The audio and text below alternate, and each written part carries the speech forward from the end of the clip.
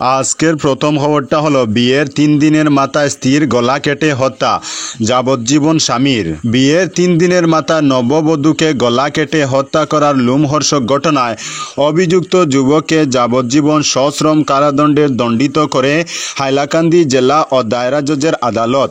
বৃহস্পতিবার হাইলাকান্দির অতিরিক্ত জেলা এবং দায়রা জজ মাহমুদ হোসেন বরবুইয়া মামলার চূড়ান্ত রায় দেন। যাবজ্জীবন কারাদণ্ডের সঙ্গে 10,000 টাকা জরিমানা করেন। জরিমানা অনাদায়ে আরও 3 মাস কারাদণ্ডে দণ্ডিত করা হয়।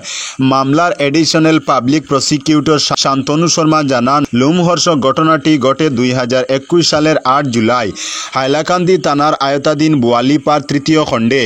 বিয়ের 3 দিনের মাথায় বটি দা দিয়ে নববধূ ওয়াহিদা বেগম লস্করকে গলা কেটে হত্যা করে স্বামী আব্দুর রহমান লস্কর। পুলিশ স্বামীর বাড়ির বাথরুম থেকে নববধূর গলা কাটা লাশ উদ্ধার করে। নববধূর বাপের বাড়ি মোহনপুর 5ম খণ্ডে। ঘটনার বিবরণ জানিয়ে ওয়াহিদার কাকা শাহসুল ইসলাম লস্কর হাইলাকান্দি সদর থানায় একটি মামলা দায়ের করেন। মামলা নং 583/2021।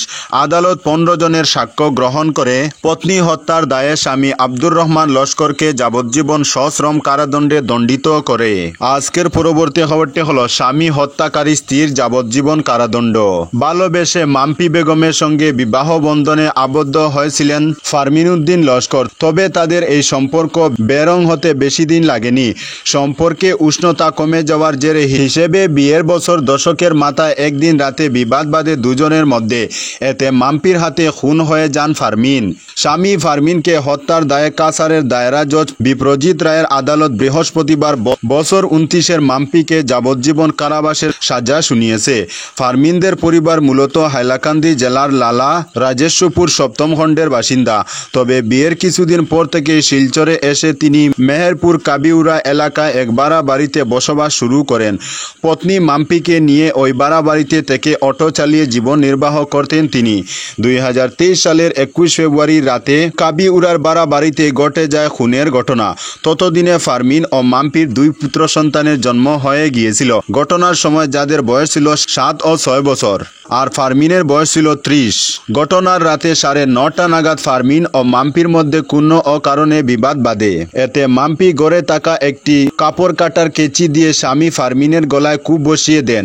কেচির কূপে ফারমিন রক্তাক্ত হয়ে লুটিয়ে পড়েন মেঝে। ফারমিনের এক ভাই বাবুল হোসেন লস্করও কাবিউরার ওই ভাড়া বাড়িতে থাকতেন। চিৎকার চেঁচামেচি শুনে তিনি ফারমিনদের ঘরের দিকে এগিয়ে গিয়ে দেখেন দরজা বন্ধ। ডাকাডাকিতে সাড়া না পেয়ে বাবুল অন্যান্যদেরও ডেকে আনেন। সবাই মিলে দরজা খুলে দেখেন ভেতরে রক্তাক্ত অবস্থায় পড়ে রয়েছেন ফারমিন। তাকে উদ্ধার করে মেডিকেল কলেজ ও হাসপাতালে নিয়ে যাওয়া হলে চিকিৎসকরা মৃত বলে ঘোষণা করেন।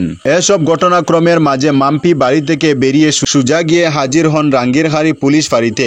ফারমিনের বাবা জামাল উদ্দিন লস্কর ঘটনার খবর পেয়ে পরদিন ছুটে আসেন শিলচরে। তিনি পুত্রবধূ মাম্পিকে অভিযুক্ত করে পুলিশ ফাঁড়িতে দায়ের করেন এজাহার।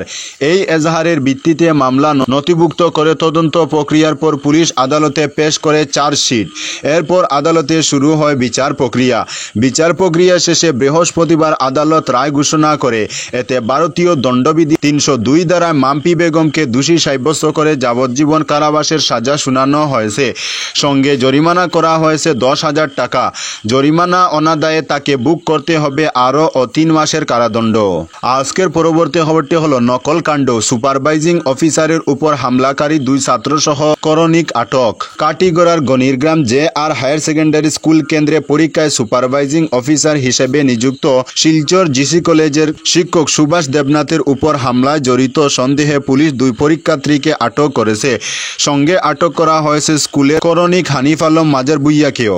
আটক 2 পরীক্ষার্থী হল বরখলা বুড়িবাইল 2য় খণ্ডের ইমদাদুল্লাহ বরবুইয়া 19 বছর বয়সী এবং কাটিকড়া দুধপুর 1ম খণ্ডের বিলাল আহমেদ বরবুইয়া 18 বছর বয়সী। এর মধ্যে ইমদাদ JR হায়ার সেকেন্ডারি স্কুলেরই পড়ুয়া এবং Bilal east Katigorah senior higher secondary স্কুলের। দুজনেই এবার উচ্চ মাধ্যমিক পরীক্ষা দিয়ে দিয়েছে যে আর হায়ার সেকেন্ডারি স্কুল কেন্দ্রে। পুলিশের এক সূত্র জানিয়েছে বিভিন্ন সিসিটিভি ফুটেজে দুই হামলাকারীর যে ছবি দেখা গেছে তার সঙ্গে সামঞ্জস্য রয়েছে আটক দুই পরীক্ষার্থীর। আর ওই পরীক্ষা কেন্দ্রের নকলের সঙ্গে করণিক হানিফেরও সংযোগ রয়েছে বলে সন্দেহ করা হচ্ছে, তাই তাকেও আটক করে জিজ্ঞাসাবাদ চালানো হচ্ছে। আজকের পরবর্তী খবরটি হলো শিলাবৃষ্টিতে বিপর্যস্ত পাতারকান্দির বিভিন্ন অঞ্চল পরিদর্শন সার্কেল প্রশাসন ও বিজেপি কর্মকর্তাদের।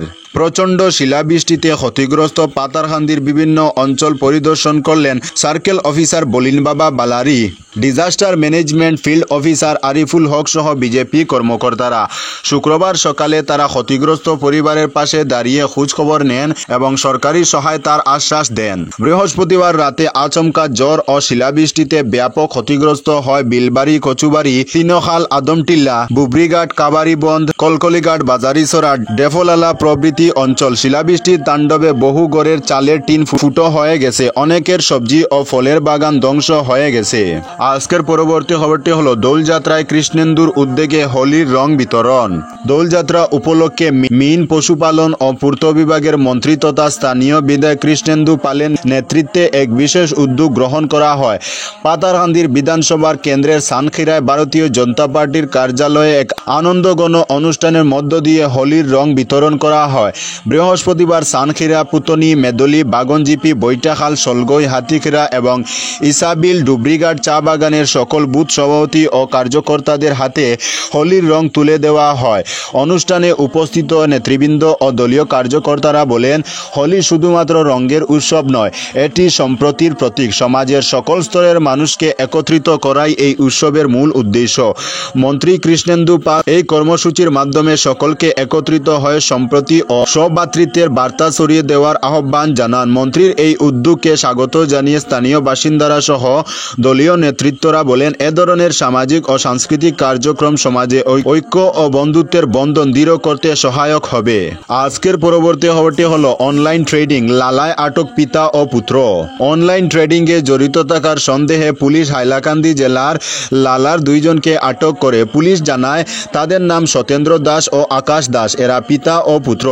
তাদের কাছ থেকে একটি ল্যাপটপ বাজেয়াপ্ত করা হয়েছে।